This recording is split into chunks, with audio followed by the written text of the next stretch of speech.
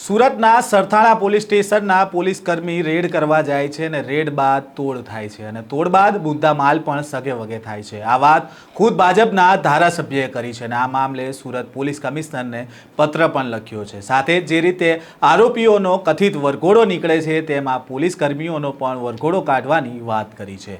શું હતો સમગ્ર કેસ અને ધારાસભ્યએ શું માંગ કરી છે વિગતે વાત કરીએ આ વિડીયોમાં। વૈષ્ણવજન તો તેને કહીએ જે પીડ પરાઈ જાનાને રે। નમસ્કાર, નવજીવન ન્યૂઝમાં આપનું સ્વાગત છે। હું છું જયંત દાફડા।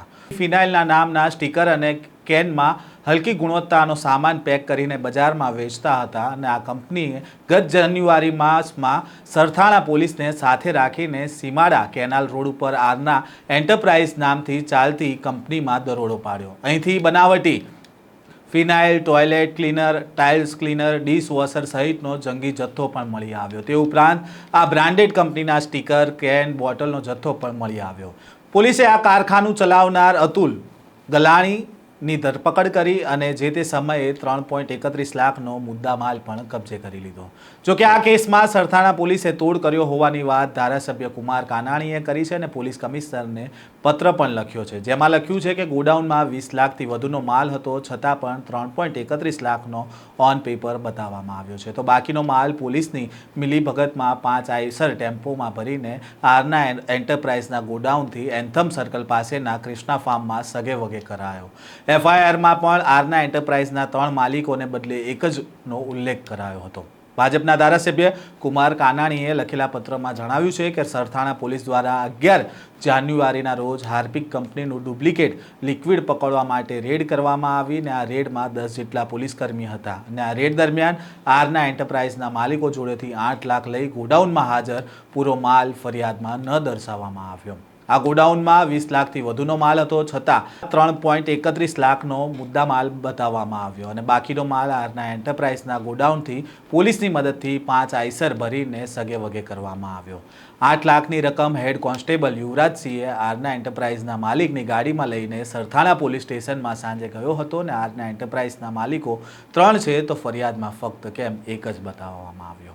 આ પત્ર મેં 28/1/2025ના રોજ લખેલો પત્ર છે।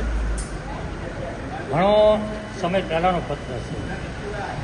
સરથાણા પોલીસ સ્ટેશનમાં કોપીરાઇટની જે રેડ પડી હતી અને રેડની અંદર જે કંઈ કાર્યવાહી થઈ એ કાર્યવાહી પોલીસની શંકાસ્પદ હતી અને એની ફરિયાદ મારી પાસે આવી હતી અને ફરિયાદને આધાર પર ખરેખર હકીકત શું છે, પોલીસની કાર્યવાહી ખરેખર શંકાસ્પદ છે કે કેમ એની તપાસ કરવા માટે મેં પત્ર પોલીસ કમિશનરને લખ્યો હતો અને પત્રનો જવાબને હું રાહ જોઈ રહ્યો હતો।